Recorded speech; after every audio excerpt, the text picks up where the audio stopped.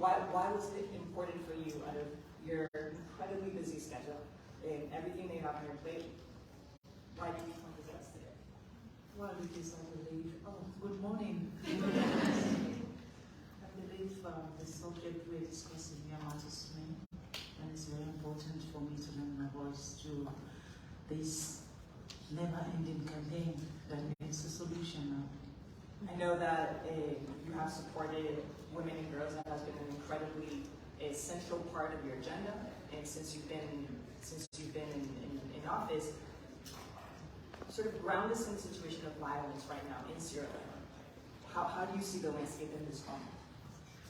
I think we're growing and we're changing. Sierra Leone has gone through a lot of problems in terms of war, Ebola, but that's in our past now, and we are now fighting not only to have equality, but to have a dignified life for women. And that's the reason, since my husband had the opportunity to be elected as the president of Sierra Leone, I took this as my journey to be the voice for the voiceless, to be able to speak up truths to power, and not to be scared of losing election. Because one reason why a lot of people don't talk about gender-based violence in Africa, especially when you're in high office, is the backlash.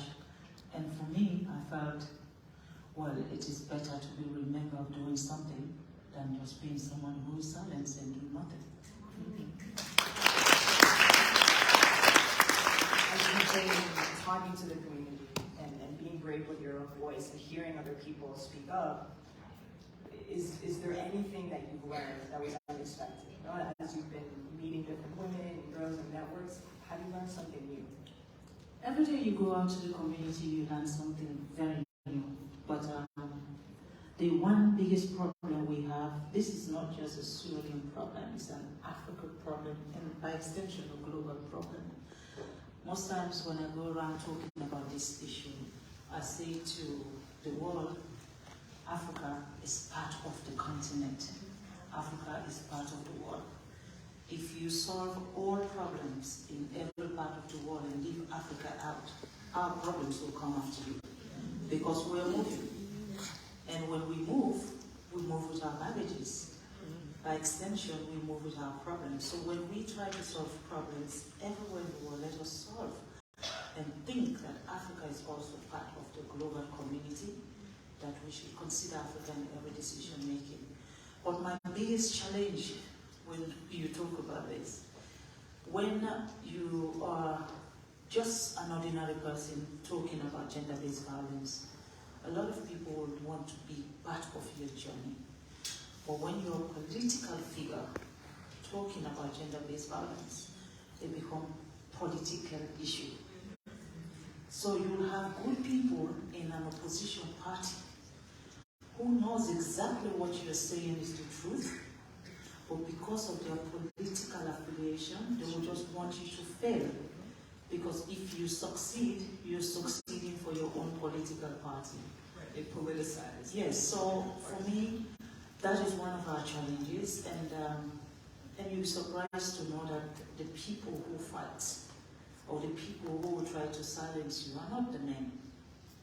Well, it's the women. Why do you think that is? I'm trying to figure that out. It'll stay in the room. You know, there's a lot of women who have started the campaign in Sierra Leone since after the war. They have done so many different things, and they've done so many achievable things. But what they didn't do is what I dare to do. Take the fight to the perpetrators.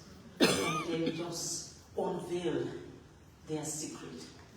And I speak up and I say exactly what they're doing, and I call their name and I name shame them, and I do that publicly. But then I was able to not only bring everybody together, but have a task force that believe in making sure women are protected, making sure children are protected, and the most important person we have in our task force is the president himself, who is a huge he for she supporter, who believes in women, who believes that for any country to be a developed country, you have to empower the women, you have to allow the women to be at the front. So having the president championing unspeakable issues such as rape, menstruation. If you talk about menstruation in Africa, half of the population will start to run. Even though everybody knows that menstruation happens to women. When you talk about rape, everybody's now suspicious of the other person. So why don't we call them out? Why don't we talk about it and get everybody to have the same language and we speak from the same hymn sheet? So I started a campaign called the Hands of Our Girls campaign. And the Hands of Our Girls campaign has gone beyond Sierra Leone. Now, I've managed in the last 2 years, the government, we've managed to have 2 UN resolutions on rape issues. The one is justice for rape victims globally.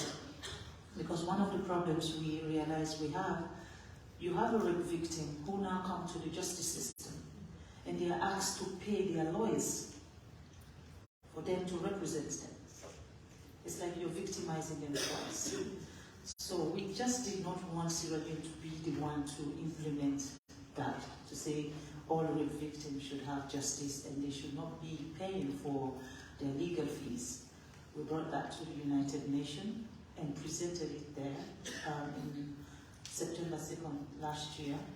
The United Nations approved it.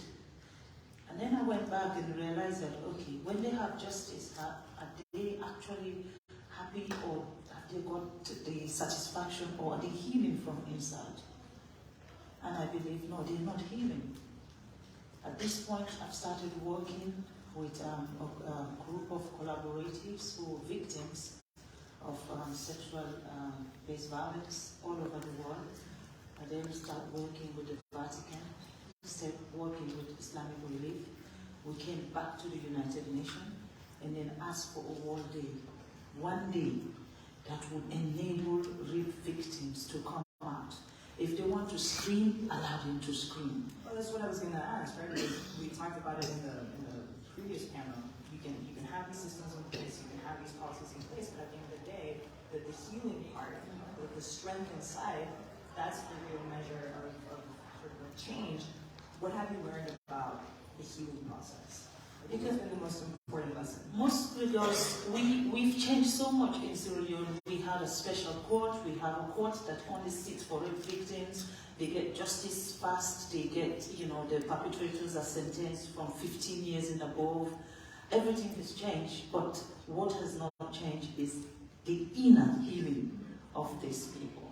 So now, having a day, November 18th will be the first year, having that day, allowing these victims to come out, allowing them, if they want to go to church, let them go and pray.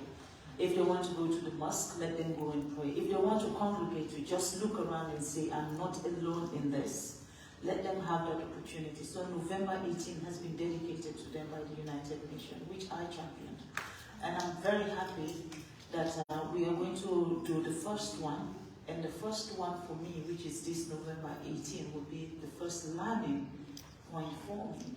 But being a crazy woman, somehow, I'm beginning to say to myself, we have a resolution.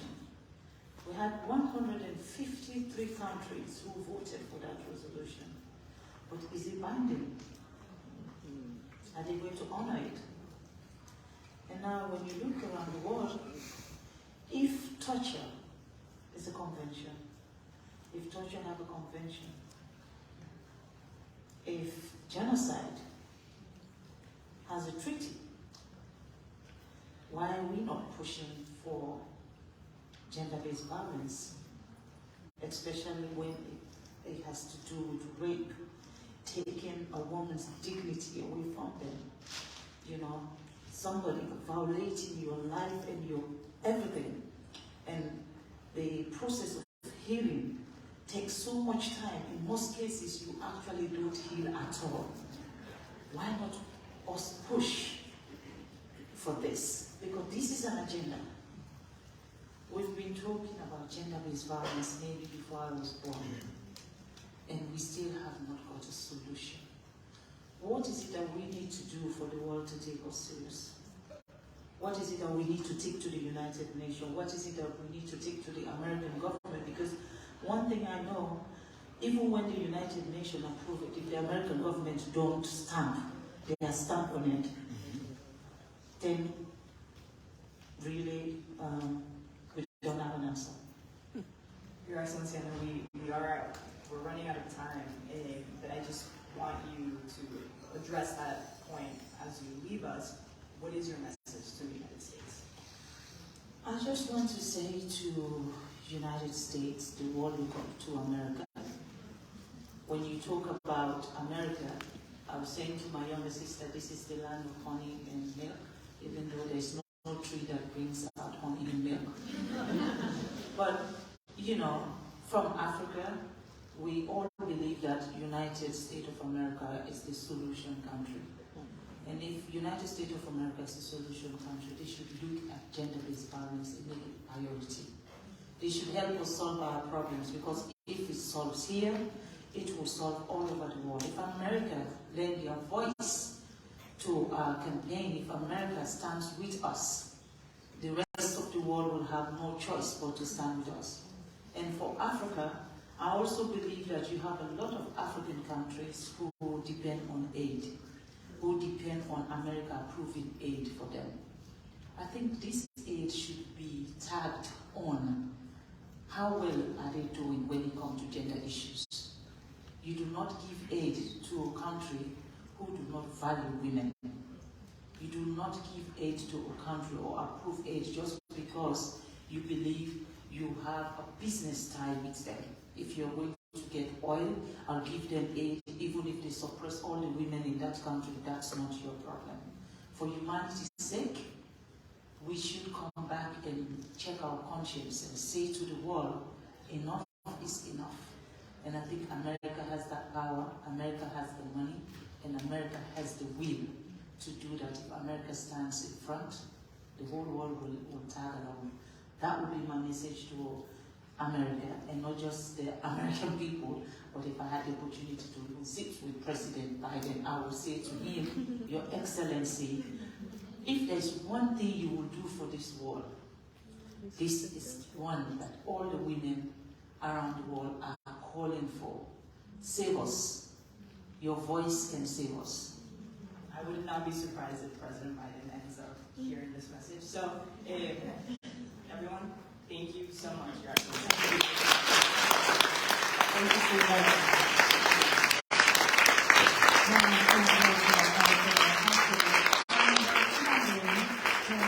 That was the First Lady of the Republic of Sierra Leone.